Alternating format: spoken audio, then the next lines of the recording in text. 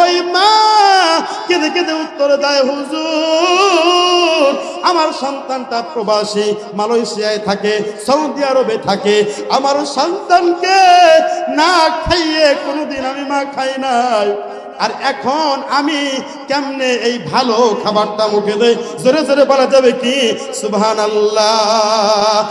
এখানে যারা যারা আসছেন কার কার মা নাই দেখি দুইটা হাত উপরের দিক তোলেন তো।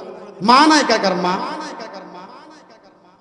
আল্লাহ পাক রব্বুল আলামিন আপনাদের মার কবরগুলোকে জান্নাতের বাগান বানায় দিক। হাত নামান। বাবা নেই কার কার? বাবা হাত তোলেন তো। আমারও বাবা নেই। আল্লাহ পাক রব্বুল আলামিন সকলের বাবার কবরটাকে জান্নাতের বাগান বানায় দিক। সকলে বলে আমিন। যেহেতু আব্বা আম্মার কথা চলে আসলো, আমার ভাইরা, আমার বন্ধুগণ, এই দুনিয়ার মধ্যে দেখা যায় একজন সন্তানকে তার আব্বা এবং মা নিজের সব দিকু দিয়ে উজাড় করে সন্তানকে ভালোবেসে মহব্বত করে বড় করে। কথা বলেন ঠিক কিনা? অথচ দেখা যায় সেই সন্তান বড় হওয়ার পরে বাবাকে ভুলে যায়, মাকে ভুলে যায়। এরকম সন্তান দুনিয়াতে আছে কি নাই? কথা বলেন আছে কি নাই? এরকম সমাজের মধ্যে বহুত সন্তান আছে। অথচ ওই বাবা, ও যুবক ভাই, ওই বাবা তোমার জন্য ঈদের সময় নতুন পোশাক নিজে না কিনে তোমার বাবা তোমায় নতুন পোশাক পরাইছে। কথা বলেন ঠিক কিনা? ওই মা নিজে না খেয়ে তুমি সন্তানকে বড় করেছি। কথা বলেন ঠিক কিনা? এই জন্য ওই আব্বা এবং মাকে কখনো আমরা কষ্ট দিব?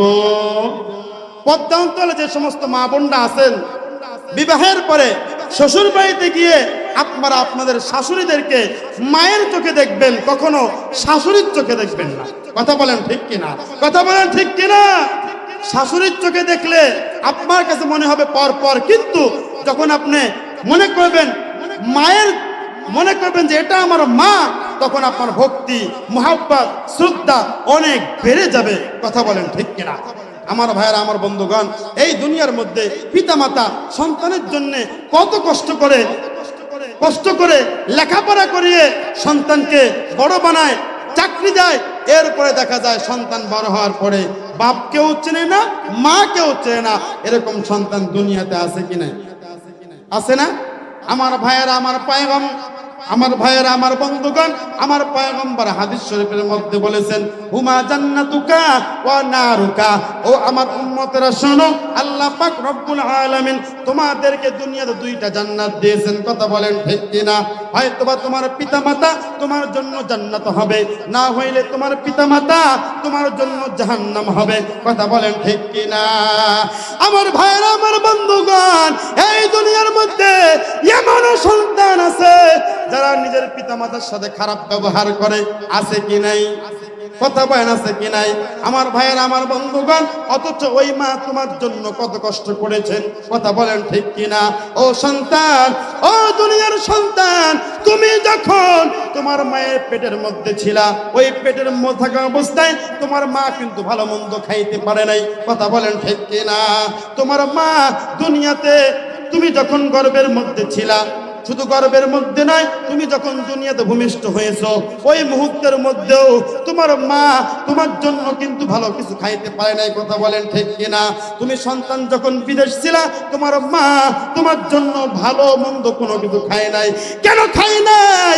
অনেক মা এখন পর্যন্ত আমাদেরকে বলে, অনেক বাড়িতে দাওয়াত খাইতে গেলে বলে, যখন জিজ্ঞাসা করি, মা আপনি কি এই খাবারটা খাইছেন, আপনি আমাদেরকে খাওয়াচ্ছেন, ওই মা কেঁদে কেঁদে উত্তর দেয়, হুজুর আমার সন্তানটা প্রবাসী, মালয়েশিয়ায় থাকে, সৌদি আরবে থাকে, আমার সন্তানকে না খাইয়ে কোনোদিন আমি মা খাই নাই, আর এখন আমি কেমনে এই ভালো খাবারটা মুখে দেই? জোরে জোরে বলা যাবে কি সুবহানাল্লাহ। আমার ভাইয়েরা, আমার বন্ধুগণ, বাদ দিলাম ওই দিকের কথা, আমি আমার নিজের কথা বলি। যখন আমি ঢাকায় লেখাপড়া করতাম, আমার মা আমের সিজন আসলে আমগুলোকে সুন্দর করে যত্ন করে বাক্সের মধ্যে রাখতো। আমার ভাইয়েরা, আমার বন্ধুগণ, ওই আমগুলো বাক্সের মধ্যে রাখার পর আম যদি বাক্সের ভিতরে রাখে, আপনারা বলেন তো ওই আমগুলো কয়দিন যায়? 5 দিন 10 দিন 1 মাস পরে ওই আমগুলো পেকে নষ্ট হয়ে যায়। কথা বলেন ঠিক কিনা? বাবা যখন আমার মাকে জিজ্ঞাসা করতো, ও শামীম আল মিসবার মা, তুমি কেন এই আমগুলো খাও না, আমগুলো কেন এইগুলো রেখে দিয়েছো? আমার মা জবাব দিত, আমার সন্তান জানি না খাইছে কি খায় নাই, আমি কেমনে আমগুলো খাই। কথা বলেন ঠিক কিনা? শুধু আমার মা নয়, এখানে যারা যারা আছেন সবার মার একই অবস্থা। কথা বলেন ঠিক কিনা? ওই মা কিন্তু আমাদেরকে ভালো খাবার না খাইয়ে নিজে খায় না। কথা বলেন ঠিক কিনা? মায়ের এক ধার দুধের দাম কাটিয়া গায়ের চাম, পাপস বানাইলেও ঋণের শোধ হবে না, এমন দরদি ভাবে কেউ হবে না আমার মা গো। ঠিক কিনা? মায়ের এক ধার দুধের দাম কাটিয়া গায়ের চাম, পাপস বানাইলেও ঋণের শোধ হবে না, এমন দরদি ভাবে কেউ হবে না আমার মা গো। ঠিক কিনা? যদি আমরা আমাদের চামড়া দিয়ে মায়ের জুতা বানিয়ে দেই, এরপরেও আমাদের মায়ের ঋণ শোধ হবে। এই জন্য যাদের মা আছে, বাবা আছে, এই পৃথিবীর মধ্যে, এই দুনিয়ার মধ্যে খেদমত করবো তো ইনশাল্লাহ, করবো তো ইনশাল্লাহ।